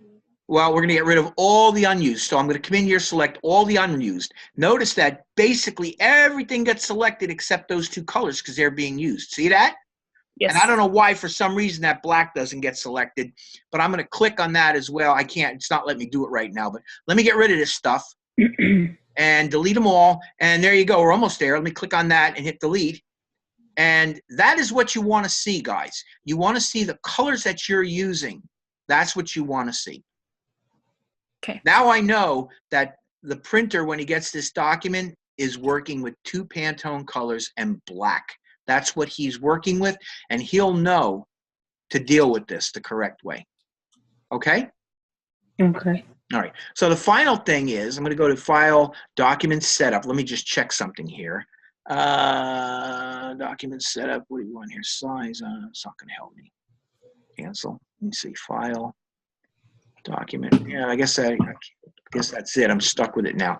All right, so what I'm going to do now is I'm going to show you how to save this as a PDF so that you can send it to me. All right, this is how I'd like you to send it to me. So I'm going to go up to the File menu, and I'm going to go to Export, and I'm going to choose, where are we at here? Oh, I'm sorry. You know what? File, Save As, or Save a Copy. And I'm going to go in here and I'm going to choose Adobe PDF. And again, this is going to go in Monday. See where the file is open there? Monday? Save in Monday. So I'm going to save this as a PDF and I'm going to hit save. Now this time, we're going to do things tiny bit differently. We're going to make sure that we choose the press quality again on this. And I, again, would like you to keep preserve Illustrator editing capability. So if I want to open this up in Illustrator and inspect what you're doing, by you checking that, I can, right? You understand why I'm asking you to do that? Yes. This time, though, instead of choosing no marks and bleeds, these are going to be going to the printer. And what I'm going to do is I'm going to choose all printer's marks. I don't need color bars because color bars relate to 4-color process printing. This is not 4-color process printing. This is spot color printing, 3-color printing. So I don't need those color bars. Page information I can leave or not leave. Page information is just a little bit of information about the page. I can get rid of that. The things that are most important to me is that I have my trim marks and my registration marks. Got that? Yes. Okay. Now, see where it says bleeds? Okay. See where it says use document bleed settings? Okay, so now you tell me, did I put document bleed settings into my document? No. No. I did, right? Right? Yes. Yes, you did. Yeah. Oh, right, you did. Yeah, 1.5. so since I did that, I don't have to go in and specify them again. I can simply choose. Now watch what happens. I'm going to choose to use the document bleed settings. Click. And you see what it does? It automatically throws the one. Put them all in there. Okay, that's right. And now I'm going to, so this is, again, what I want you to do. Now, the reason I want you to do this is because I only get 4 weeks with you. And you could send me this without these marks, and it would be acceptable at this point. But since this is a production course as well, I'm directing you to do certain things. And I'm hoping to make you understand that these production things matter. And if you are sending them to a printer, they matter. So that's why I want you to go in and do this stuff so that you're proving to me that you're getting what I'm showing you. Cool? Cool. All right. So I'm going to now hit, and the rest of the stuff you don't have to worry about unless the printer tells you specifically to do something else, like compression and all that stuff. You don't have to worry about that now. I'm going to hit Save PDF. All right. And now it has made my PDF. And I'm going to minimize this. And see where it says Stationary Copy PDF? Yes. That's the PDF that it made. I'm going to double click that, open it up, and I'm going to see what we get. It'll take a second to open up in Acrobat. So is doing that in InDesign pretty much the same way you showed us in Illustrator? Yeah, and I'm going to do that now. After I get done with this is giving me trouble here. I don't know why it is. It's just not opening. Give me a second. I'm going to open up and drop it in, see if I can drop it in. There we go. Come on, drop in there. There we go. Check it out. Nice. See what it's got there? What do you see? Yeah. Those are crop marks. The crop marks. And you see what that is? Mm-hmm. Those are my registration marks. So what the printer's going to do is he's going to take the blue and he's going to put that on one plate. He's going to put that other blue on another plate. And he's going to put the black on another plate. And then he's going to use these registration marks to align all three of them back up so that when he prints them together, boom, boom, boom, blue, blue, and black, they all come together and they look just like that, and it looks beautiful. And then you see how I got my bleed here? Yes. Bleed. When he comes in and he cuts this along that line, and he cuts this along that line, cuts this along that line, and cuts this along that line, you're going to get a beautiful blue bar that runs to the edge 3 ways. And then the rest of this will be a nice white card with all your elements in there. And it's the same thing with your other elements. If we go down to let me open it this way. There's my envelope. Now, of course, I didn't build the envelope, but you can see all the marks are there. And if you were to put the stuff in place on your envelope, they would all be in perfect place, and this would be ready to go. And it's the same thing with your letterhead. When you put your stuff in there, you got all your marks.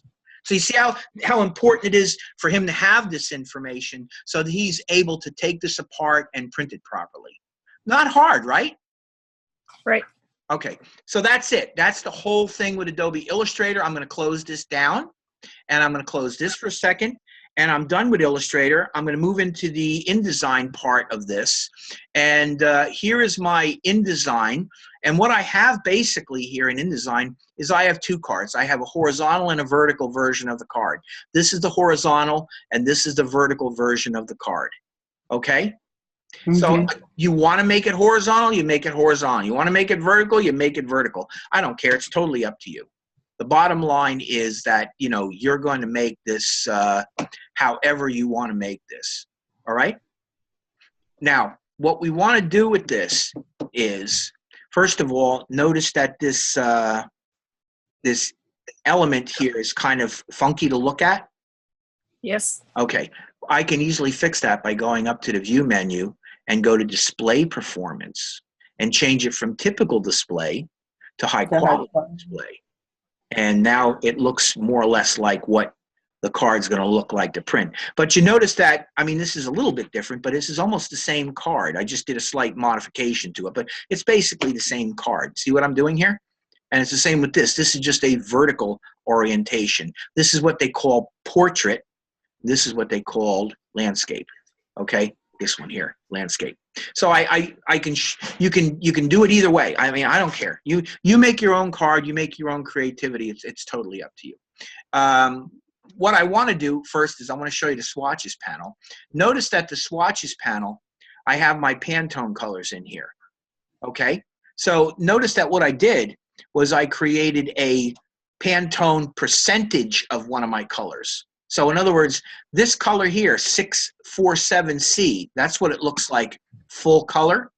This is what 647C looks like as a ghost. You know what a ghost is? Have you heard of the term ghost when you talk about printing? Sounds transparent. Yeah, semi-transparent. Exactly. That's exactly what it is. I just basically came in here, modified it, and made it partially transparent. And it's really simple to do. So what I want to do before I do anything further is I want to create a new document, and I want to show you what the new document looks like. And I want to bring in the logo, and I want to show you what happens when I bring the logo in. And I want to show you how to create up the 3 pages that you're looking to do here. So in case you decide that you want to do this in Adobe InDesign instead of Adobe Illustrator, you can. Then I want to talk to you about how you export this as a PDF, because you do it almost the same way. So first thing I'm going to do, I'm going to go File, New, Document. I get the New Document dialog box. Yeah, we're going to call this, I'm going to call this, let me change the name of this to, let's see if I can do this. I'm going to call this stationary. It's not letting me right now. I'll save it. I'm going to keep the intent to print. I'm going to make the number of pages 1. Just going to make it 1 for now. 1 page. Okay, and the page size, I'm going to see if I can find a business card. Right there, look at that, business card.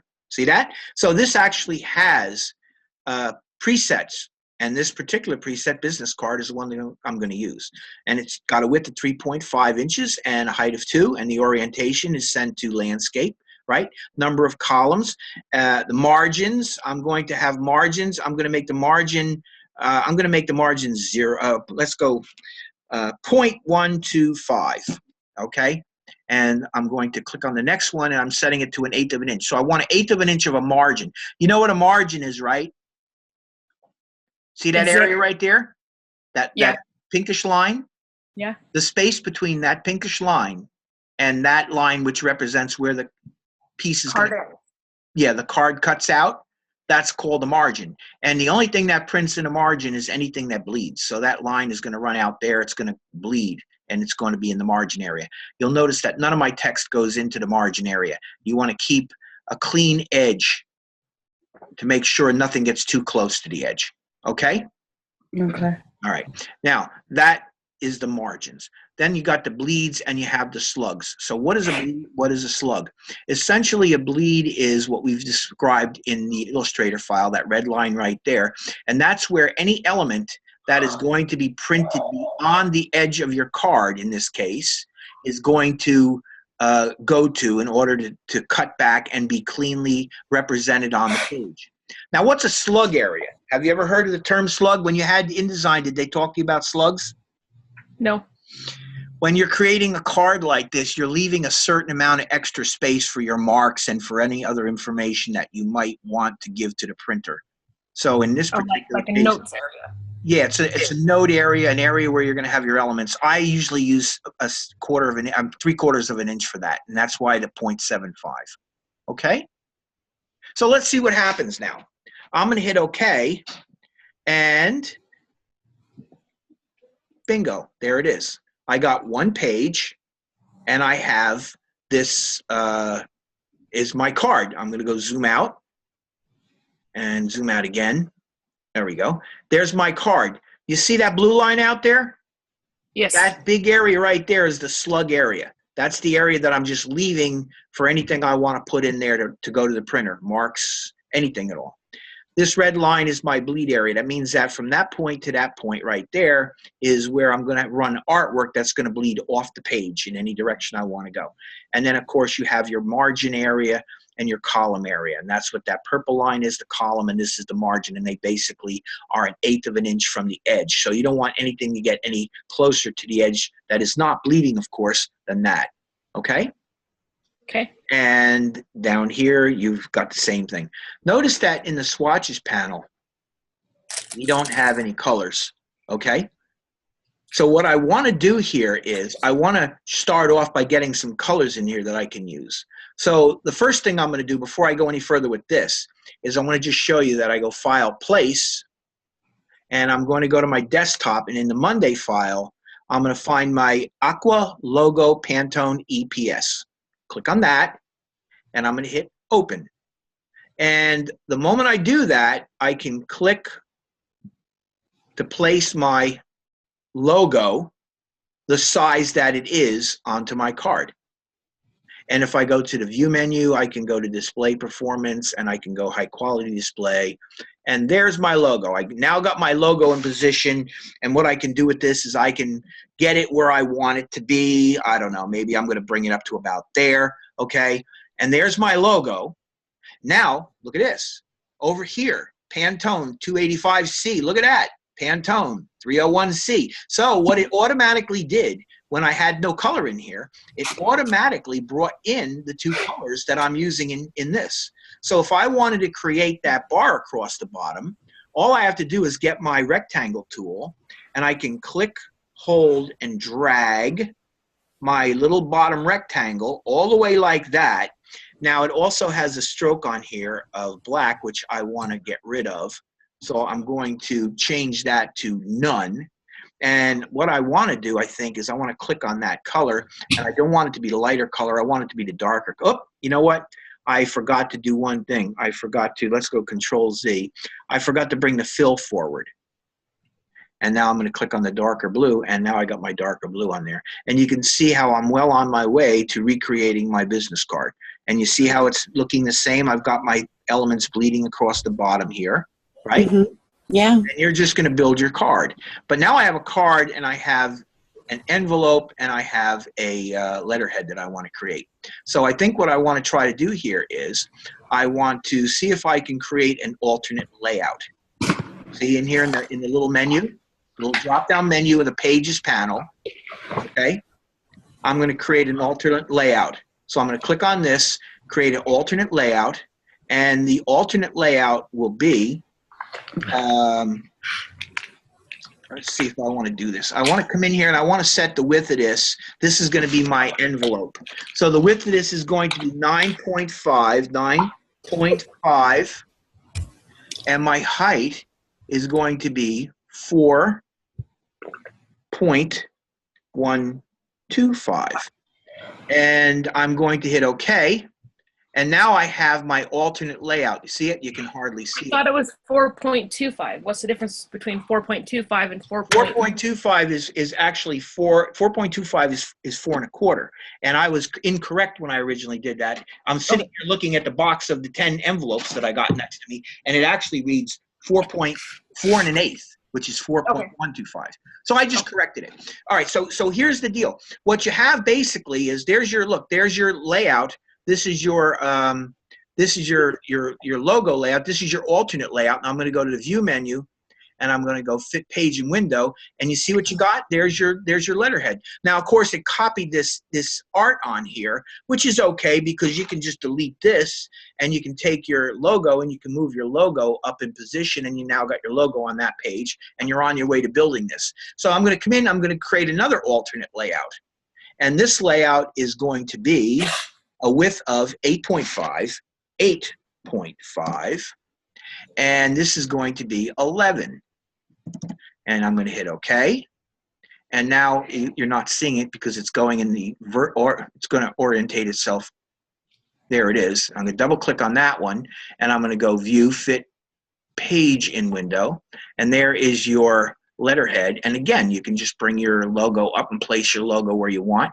So now you have your envelope, your letterhead, and I'm sorry, your letterhead here, and your business card, your envelope, and your letterhead.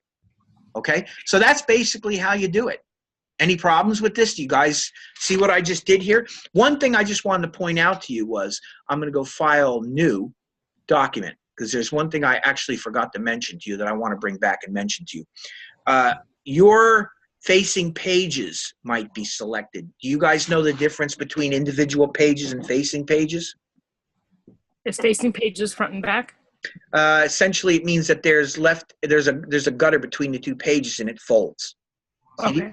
These are absolutely separate individual units, whereas facing pages, if they were facing pages, they would be touching.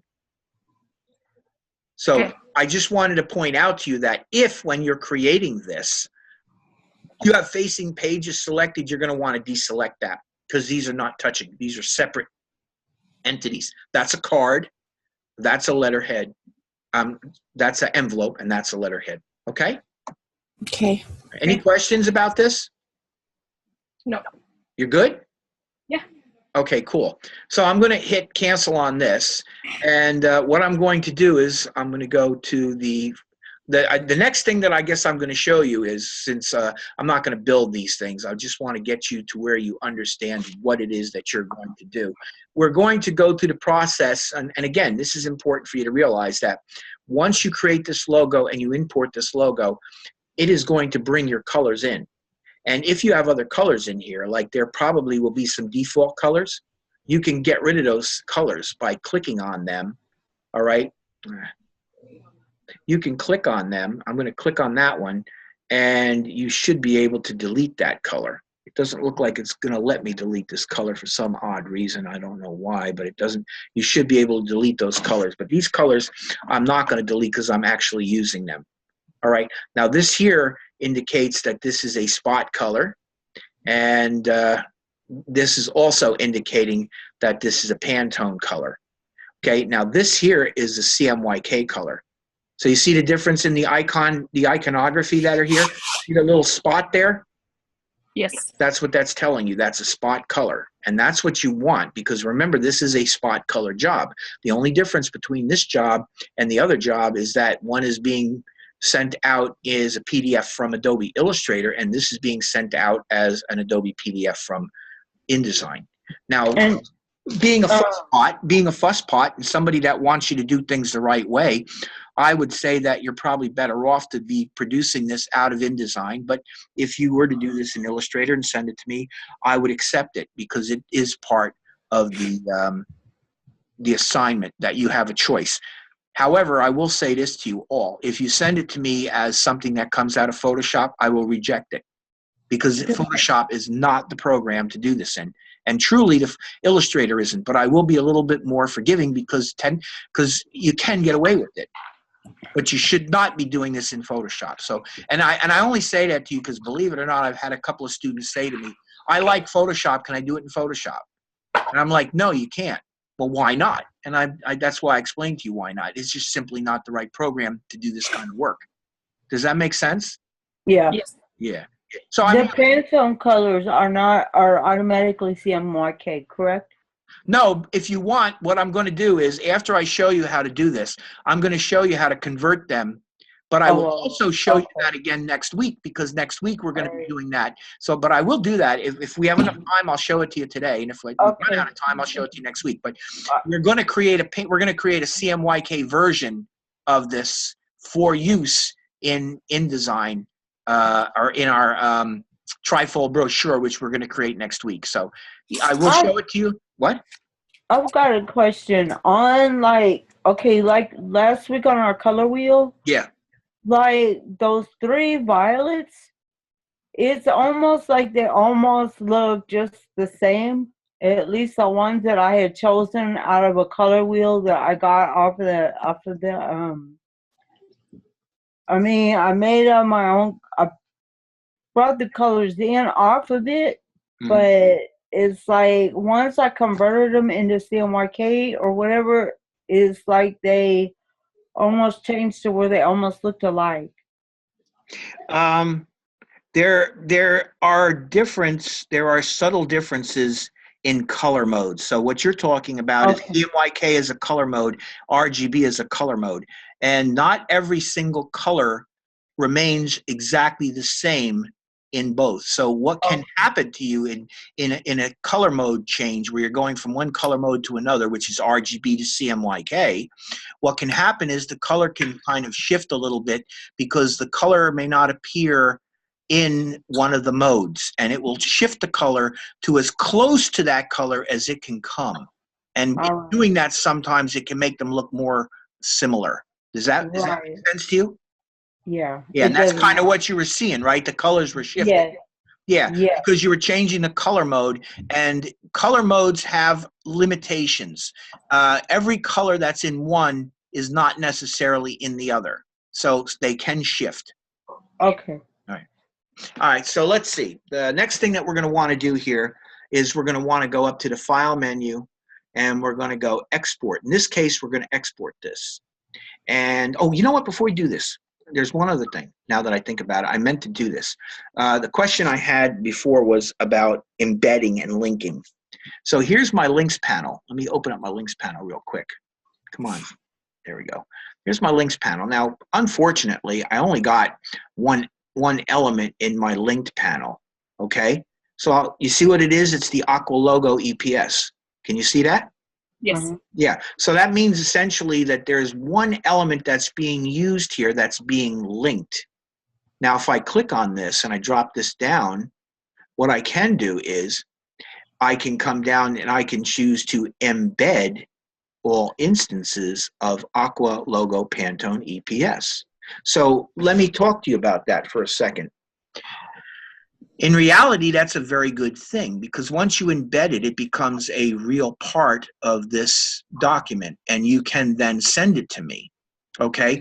The problem with that is that you're going to eventually put type into this document, and if you send it to me with this embedded element, the embedded element will stay. But if you send it to me and you're using fonts in this document that I don't have on my computer, then the project is going to fail to open because I won't have the fonts. Okay. So no matter how you try to massage this, it isn't going to exactly work. The true way to do this is to use a PDF to send to somebody or to package it. And what we're going to be doing in the next couple of weeks is we're going to be exploring these different aspects of this. When you package the file, it will automatically embed all these images for you in a folder that relinks the document into the packaged folder. And I'm going to show you that. So I just wanted to quickly point this out to you. We could embed this just by simply clicking on that, and now it became embedded. See that little symbol there? And notice that when I roll over it, what does it say? Embedded. Yep. So that means that that image now is a part of this document. If I were to save this and send it to you through the email, that image will come up. I may have trouble with fonts once I start putting the fonts in there. See, I have a PC and you have a Mac, right? You guys that got Macs? Right. Yeah. And I got to tell you right now that your fonts and my fonts are slightly different than one another. And you may be using fonts that I don't have. So what'll happen is when it comes and I try to open it, if I don't have a font, it's not able to find that font in my font library. It's going to send me up an alert saying you need to substitute or you need to find that font. So that's why I don't generally get into a big discussion about embedding, but you brought it up, you asked the question, there it is. It's as simple as doing something like that. That image is now embedded. You can do the same thing in Adobe Illustrator. If you bring a logo in or a picture, if you're working in Illustrator and you bring a picture in, you can embed that picture into Adobe Illustrator as well. Makes a bigger file. Okay? Does that answer your question about embedding and linking? Whoever asked it? I think it's Kristen. And she's gone. Okay. Yeah.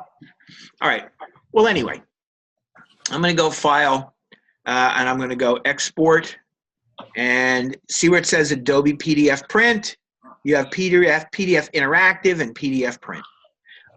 We're not going to be working with Adobe PDF Interactive. This is print. This is for print documents. We're going to stick with print. So I'm just pointing this out to you. You can also do other things in here, but Adobe PDF Print is what you want. And I am going to call this stationery.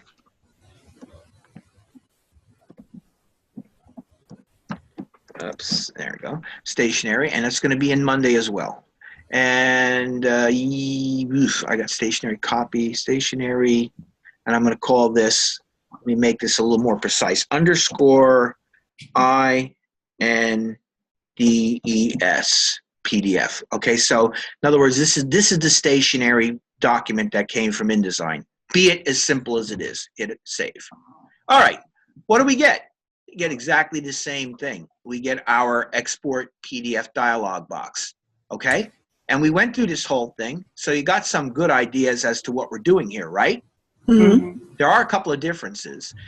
First of all, we're going to come up here and we're going to choose press quality because we're pretending that this, well, yours is actually going to be finished. Even though I didn't finish mine, yours are going to be finished. So what I would like you to do is I'd like you to send this to me as though I was your printer and I'm going to actually print this thing, right? Yes. I want this thing to be set up correctly. So this is why I'm showing you what I want you to do, and I'd like you to do it that way. Make sure that all pages are selected here, which it should be, okay? And the rest of this stuff you can just kind of ignore. But here, I definitely want you to come in, and I definitely want you to choose printer's marks. And crop marks and bleed marks you don't need necessarily, but you can leave them. They're okay. Registration marks, yes. Color bars, no. Page information, no. Yeah. Now, did I set document bleed sledding? Yes. Settings? Yes. Yes. So I'm going to click that. Now, did I include slugs area? Yes. Yes. And what was it? Do you remember what it was? 0.75. Yeah, 0.75 or 3/4 of an inch. So yes, I include the slug area. So that's really what it is. You're going to go into the general area. You're going to make sure that you go press quality. The standards and compatibility, this is something that, again, compatibility is whether or not you have to go to a newer version or not. Generally, 5 is good, and I just generally leave it there, and I don't think you'll have to change it very much. The standard is something that a printer could ask you to put in there. Since we don't have a particular standard to work with, we're just going to accept none on this. So really what you're worried about here is 2 things. Number 1, print quality, and that all the pages are selected, and then go to the marks and bleeds, choose all printer marks, and you can deselect the last 2. Just give me the crops, the bleeds, the registration. You are going to use your document bleed settings, but please do me a favor. If you're going to use document and bleed settings and include the slug area, please do not forget to put them in when you create the document, right? Right. Yeah. So we're going to hit export, and now I'm going to drop this down, and I'm going to find my Monday, double click on it, and there's my stationary InDesign, and I think this was not acting quite right. So let's go in and look and see what we got. Stationary InDesign, drag and drop. There it is. So you see what I have here? I have this is my bleed marks. It's showing you where the end of the bleed is. That's what a bleed mark does. I don't know what good they are, but they are there. And then this, of course, is my crop marks. And then, of course, the only other thing that we really need on this is our registration marks, because why? Anybody can tell me? Each registration is a different plate. Yep, each one of these registration marks will appear on each individual plate. And how many plates will there be generated by this job? 3. That's right. And there'll be 2 Pantone colors, and the 3rd Pantone color will be ultimately black. And even though black is black, it's still considered a Pantone color, but it's a black color. So this will be a black plus 2 Pantone colors, and you guys are going to pick the Pantone colors, correct? Yes. Correct. Yep. So when you send me this final project, I should be seeing 2 very nice colors with your Aqua logo and whatever you do. And then you're going to either, if I think somebody said they wanted to do a black background. If they do a black background, remember it's got to bleed wherever that black appears. And then when you are going to be putting text into the black background, you're probably going to want to select white. And in InDesign, so you guys got this. Let me open this up. You see, there's your card. Here's your envelope. There's your letterhead. Okay. Mm-hmm. Cool. Right. This is not hard. Nothing hard about this, right? Right. I told you it wasn't going to be hard, didn't I? Yep. Yep. And it's not, right? Okay. So I'm going to close this, and that's it. Now, the only other thing I can do right now, if you'd like, I think we have just enough minutes left to do this, is I'm going to go back in and, whoops, what happened here? I'm going to go in, I'm going to go File, Open, Open, and I'm going to find my logo Pantone AI, and I'm going to hit Open. And here is my Aqua Excursions logo. Now, what I'm going to do is I'm going to, and I will show this again. I'm going to go through this right now, but I'm going to go through this again next week, and I'll go through it a lot more. I'll go into a lot more detail with this. I'm going to save this file, save as, and it's also going to go into Monday. This one is not going to be Aqua Logo Pantone. This is going to be Aqua Logo Process, Process. Okay. And CS6, all that's going to stay the same. So what are we going to do now? We have our Aqua logo, Aqua card. Yeah, here we go. I'm going to close this when I'm done with it. Yep, hit that. No. And what's this? Stationary. I don't need that. And save it. No. Okay, so we have our Aqua logo process. Our colors currently are what? Pantones, right? Okay. So this is process. This is the process art. So what I want to do here is I want to convert this file. Remember now, there's 2. The other one is Aqua Logo Pantone. This is the Aqua Logo process. So why am I doing this? I'm doing this because, let me explain to you. If I were to save this logo and use this in a 4-color job, the printer would open this up and he would find that there are 2 spot colors. When he packaged this or when he opens it, he'll see that there are 2 spot colors. And he's going to say to himself, oh, they got a 4-color job, but they want 2 spot colors.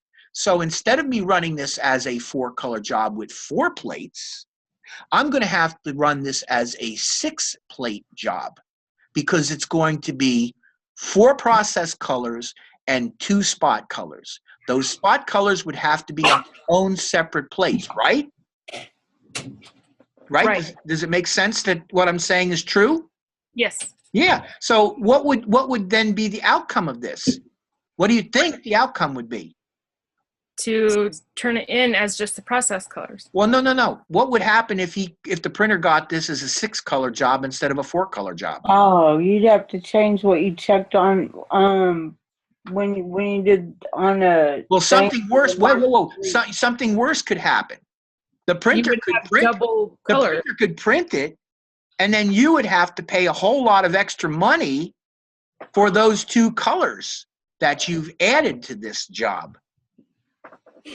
When originally you only wanted the 4 colors. In other words, the 4-color process job, you would have 2 colors printing on their own plates. You would suddenly have make ready, and you would have plates for 6 colors instead of 4, and you would have to pay that extra money. But of course, the printer just wouldn't do that normally. They'd call you and say, hey, you got 2 colors in there. And then you'd say, oh, my God, and you'd have to fix it. So what I'm saying is when you're working with a logo like this, there are 2 different ways that you're going to be working, either a spot color or a process color. And we saw what it took to create a logo using process color. And I just wanted to point out to you how important it is to understand that you need a process version of this logo as well. And it's not that difficult to do. I got my 2 colors here, and both of these are Pantone still, right? Yes. Right. So what I'm going to do is I'm going to double click on that, and I get my swatch options dialog box. Now, remember I was talking to you a minute ago about color modes, and I was talking to you about CMYK and RGB?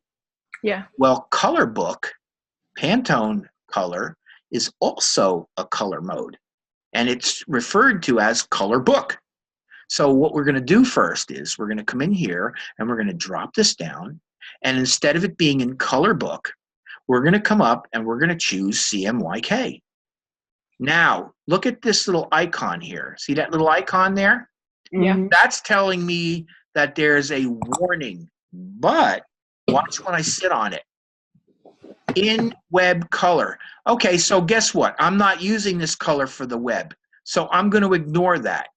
Now, if this came up as a triangle with an exclamation point in it, that would be telling me that it is out of gambit or out of the color range for print.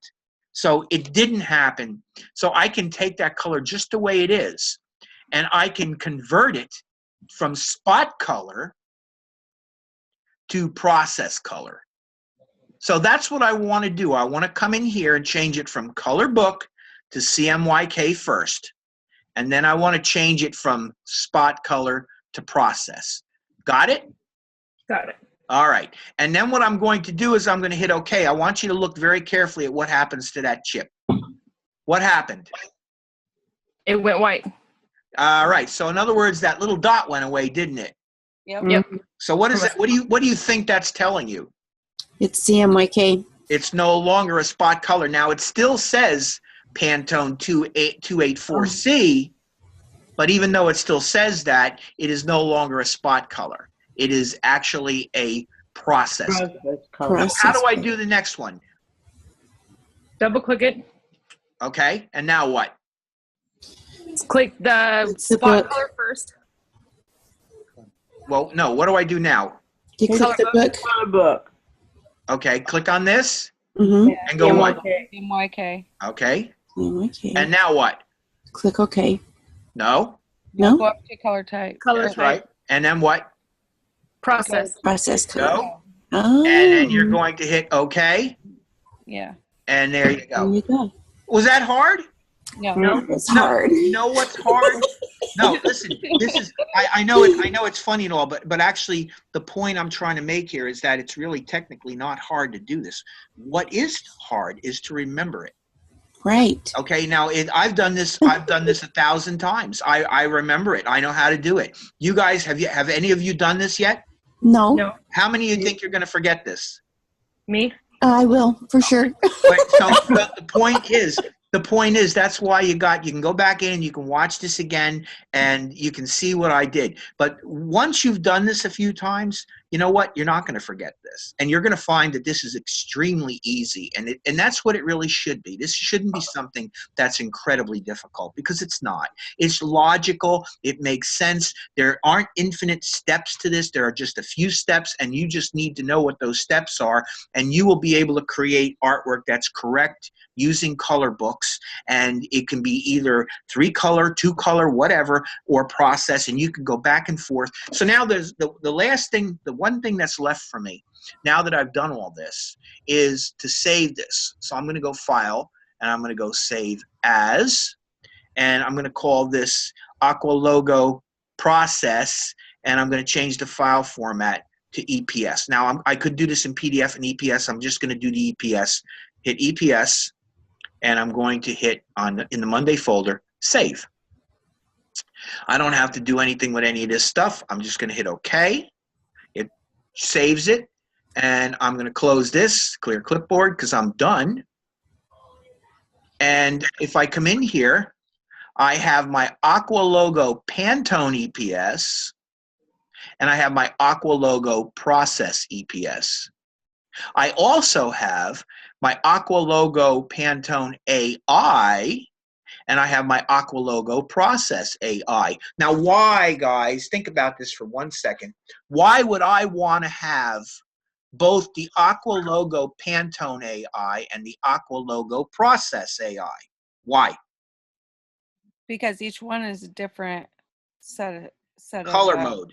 Right. Right. And if I need to go in and generate different sized in either one, where do I go?